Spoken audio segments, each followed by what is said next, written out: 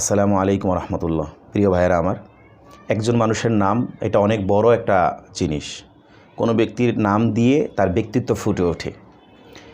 নাম রাখার ক্ষেত্রে এমনভাবেই চিন্তাভাবনা করা উচিত যে আজকের শিশু কিন্তু আগামী দিনের ভবিষ্যৎ।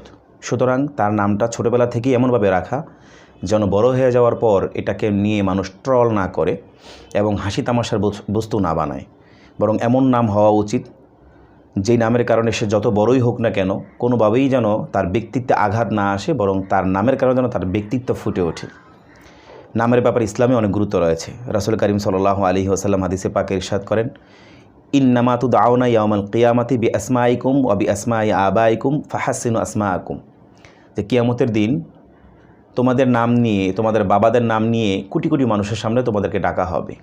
যখন বিচার দিবসের দিনে যখন বিচারের কার্য পরিচালনা হবে, তখন আল্লাহ তাআলা সকল মানুষের সামনে অমুক আসো, অমুকের নাম ধরে এভাবে ডাকবেন। সেখানে নাম যদি হয় হাস্যকর, সেটাও হবে আমাদের জন্য লজ্জাজনক। এজন্য রাসূল সাল্লাল্লাহু আলাইহি ওয়াসাল্লাম বলেছেন, ফাহাসসিনু আসমাআকুম, তোমরা তোমাদের নাম রাখার ক্ষেত্রে সবচেয়ে সুন্দর নামটা খুঁজে বের করো। তাছাড়া নামের একটা প্রভাব মানুষের ব্যক্তি জীবনে পড়ে। কি নাম আপনারা রাখবেন সেটা কিন্তু তার ব্যক্তি জীবনে তার একটা অর্থ, তার একটা প্রভাব পড়ে। যাদের নাম এমন থাকে যে বিনয়ী কোনো অর্থ আসে, তো বেশিরভাগ ক্ষেত্রেই দেখা যায় তার চলাফেরার মধ্যে একটা বিনয়ী ভাব আসে। যার নামের মধ্যে এরকম সাহায্য করা, সাহায্যকারীর কোনো অর্থ থাকে, স্বাভাবিকভাবেই তার ভিতরে এরকম একটা অভ্যাস চলে আসে যে মানুষকে সে সাহায্য সহযোগিতা করতে ভালোবাসে। এই জন্য নামকে অবহেলার সাথে না রেখে, উদাসীনতার সাথে না রেখে চমৎকার একটি নাম বাচ্চার জন্য রাখা উচিত। আমাদের সমাজে তো হাস্যকর অনেক নাম শোনা যায়। আমি আজকে আপনাদেরকে কিছু নাম স্যাম্পল হিসাবে আপনাদের সামনে উপস্থাপন করব কিছুক্ষণ পরে। তার আগে আমরা একটা ঘটনা শুনি। এক চাচা তার ভাতিজার বাড়িতে ঢাকায় আসছে বেড়ানোর জন্য। বেড়াইতে এসে খাওয়ার দাওয়ার এক পর্বে বলল, ভাতিজা তোমার না দুইটা ছেলে মেয়ে হয়েছে, তাদের নাম কি রেখেছো, তাদের সাথে আমাকে কোনো পরিচয় করাইলা না। তো ভাতিজা চাচার সাথে পরিচয় করানোর জন্য বাচ্চাদেরকে ডাক দিল, ব্রাশ ফায়ার আসো। এখন যখন ভাতিজা ব্রাশ ফায়ার বলে ডাক দিছে, চাচা মনে করেছে যে আমাকে বোধহয় আজকে ব্রাশ ফায়ার করে দিবে। চাচা তো ওই খাবার রেখেই দৌড়। চাচাও দৌড়াচ্ছে, ভাতিজাও পিছনে পিছনে দৌড়াচ্ছে। চাচা বলছে যে আমার অনেক বয়স হয়ে গেছে, আমি বৃদ্ধ, তোমার সাথে আমি পারবো না, আমাকে ব্রাশ ফায়ার করে মেরো না। ভাতিজা তখন পিছন থেকে সান্ত্বনা দিয়ে বলে, আপনাকে ব্রাশ ফায়ার করার জন্য ব্রাশ ফায়ার বলি নাই, বরং আমার ছেলের নাম হচ্ছে ব্রাশ আর মেয়ের নাম হচ্ছে ফায়ার। তো এই ধরনের নাম যদি আমাদের সমাজে আমরা রাখি, এটা আমি জাস্ট একটা মজা করে আপনাদেরকে একটা ঘটনা শুনাইলাম। আমাদের এরকম অনেক নাম সমাজের মধ্যে শুনি আমরা, যে নামগুলো শুনলে অনেকেই হাসাহাসি করে। এই জন্য সন্তানের নাম হবে এমন যে নামের মধ্যে আভিজাত্য ফুটে উঠবে। সন্তানের নাম হবে এমন যে নামের মধ্যে ব্যক্তিত্ব ফুটে উঠবে। সন্তানের নাম হবে এমন যে একজন মুসলমানের পরিচয় ফুটে উঠবে। পরবর্তী প্রজন্ম, ছেলে হোক, নাতি হোক, তারপরে প্রজন্ম হোক, যেন দাদার নাম নিয়ে, বাবার নাম নিয়ে গৌরব করতে পারে, যেটা আমার বাবার নাম, যেন সে পরিচয় পায় আমার বাবা একজন মুসলমান ছিল।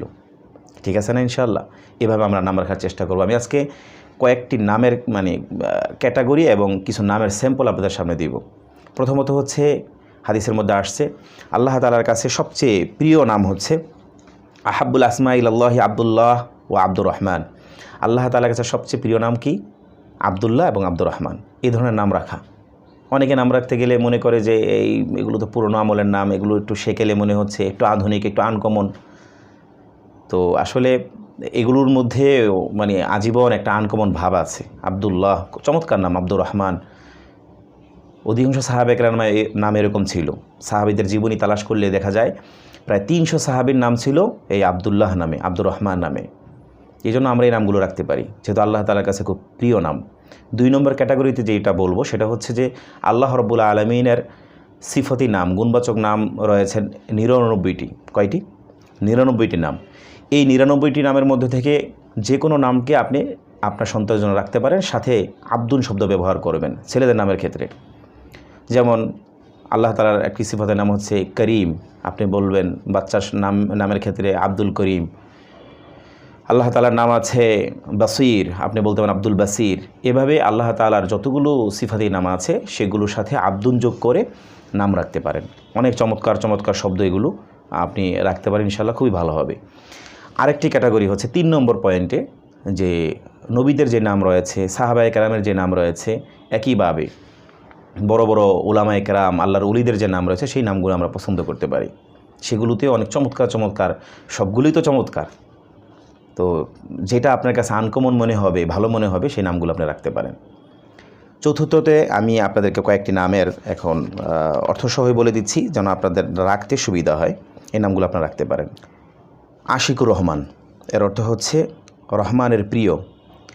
সাকিবুল ইসলাম, এর অর্থ হচ্ছে ইসলামের দীপ্ত বা ইসলামের বাতি। তারপরে আহনাফ রাখতে পারেন, আহনাফ হোসেন। আহনাফ শব্দের অর্থ হচ্ছে ধর্মবিশ্বাসী। হাফিজ রাখতে পারেন, যেমন হাফিজুর রহমান অনেকের নাম আছে, অর্থাৎ হচ্ছে হাফিজ মানে রক্ষাকারী। হাসনাত, হাসনাত আপনারা রাখতে পারেন, অর্থ হচ্ছে গুণাবলী। ইরফান ছেলেদের নামের ক্ষেত্রে রাখতে পারেন, অর্থ হচ্ছে জ্ঞান বিজ্ঞান। মুআইন, মুআইনুল ইসলাম, মুআইন উদ্দিন, এরকম করে মুআইন রাখতে পারেন, অর্থাৎ সাহায্যকারী। ওয়াসিফ রাখতে পারেন, ওয়াসিফ মানে হচ্ছে গুণ বর্ণনাকারী। লাবিব রাখতে পারেন, লাবিব আবদুল্লাহ অনেকের নাম আছে, এর অর্থ হচ্ছে বুদ্ধিমান। উসামা এই নাম রাখতে পারেন, এর অর্থ হচ্ছে সিংহ। রাইয়ান ছেলেদের নাম রাখতে পারেন, এর অর্থ হচ্ছে জান্নাতের দরজা, অর্থাৎ জান্নাতের একটি দরজা হচ্ছে রাইয়ান নামে। জুবাইর এই নাম রাখতে পারেন, জুবাইর অর্থ হচ্ছে বুদ্ধিমান। সাঈদ রাখতে পারেন, আবু সাঈদ বলা হয়, সাঈদ মানে সৌভাগ্যবান, আর আবু সাঈদ মানে সৌভাগ্যবান ওয়ালা, এই নামও রাখতে পারেন। নাবিল নাম রাখতে পারেন, এগুলো আনকমন নাম, অনেকে খুঁজেন, এই জন্য আপনাদেরকে বলছি। নাবিল রাখতে পারেন, অর্থ শ্রেষ্ঠ। নাদিম রাখা যায়, অর্থ অন্তরঙ্গ বন্ধু, নাদিম। এরপর রাখতে পারেন মাইনুল ইসলাম, মাইনুল মানে হচ্ছে মাইমুন, মুআইনুদ্দিন আগে বলা হয়েছে, মাইমুন রাখতে পারেন, মাইমুন মানে হচ্ছে নিরাপদ। হাম্মাদ নাম রাখতে পারেন, হাম্মাদ মানে অধিক প্রশংসাকারী। সফওয়ান রাখতে পারেন, সফওয়ান মানে হচ্ছে স্বচ্ছ পাথর বা স্বচ্ছ শিলা। এই ধরনের নামগুলো আপনারা রাখতে পারেন, যেগুলোর ভিতরে ইসলামী আভিজাত্য এবং কালচার ফুটে ওঠে। আরও যেই নামের ক্যাটাগরিগুলো আপনাদেরকে দিয়েছি সেই নামগুলো আপনারা রাখতে পারেন। ইনশাআল্লাহ মানুষের সামনেও আপনারা প্রশংসিত হবেন। আল্লাহ তাআলাও যখন কিয়ামতের ময়দানে আপনার সন্তানের নাম ধরে ডাকবেন, তখন আপনাদের কাছেও ভালো লাগবে। এই জন্য আমরা নাম রাখার ক্ষেত্রে খুব চিন্তা করে নাম রাখব। এক্ষেত্রে একটি বিপত্তি আমাদের এরকম হয় যে নাম রাখার ক্ষেত্রে নানি এক নাম রাখে, দাদি এক নাম রাখে, বাবা এক নাম রাখে, মা আর এক নাম রাখে, এভাবে যত আত্মীয় আছে প্রায় অধিকাংশই এক একজনে এক এক নাম রেফার করে। তো এই ধরনের ক্ষেত্রে এই বিপত্তির থেকে আমরা কীভাবে বাঁচতে পারি? এই নাম রাখার ক্ষেত্রে সবচেয়ে বেশি অধিকার রাখে সন্তানের বাবা। অর্থাৎ কেউ যদি চায় যে আমি একটা নামই ডাকবো, বিভিন্নজন বিভিন্ন নামে কেন ডাকবে, এটা এমনিও দেখতে দৃষ্টিকটু। সেই হিসাবে শুধু বাবা যেই নামটা চয়েস করবেন সেটা মুরব্বীদের সাথে আলোচনা করে, উলামায়ে কেরামের সাথে আলোচনা করে, দিনদার যারা আছেন তাদের সাথে আলোচনা করে, অথবা আমি যে নামগুলো আপনাদেরকে বললাম এই ধরনের কোনো একটা নাম বাবা নিজে চয়েস করবেন এবং সেই একটা নামই তার পরিচয় হবে এবং এই নামই সবাই ডাকবে। এটাই হচ্ছে সুন্দর।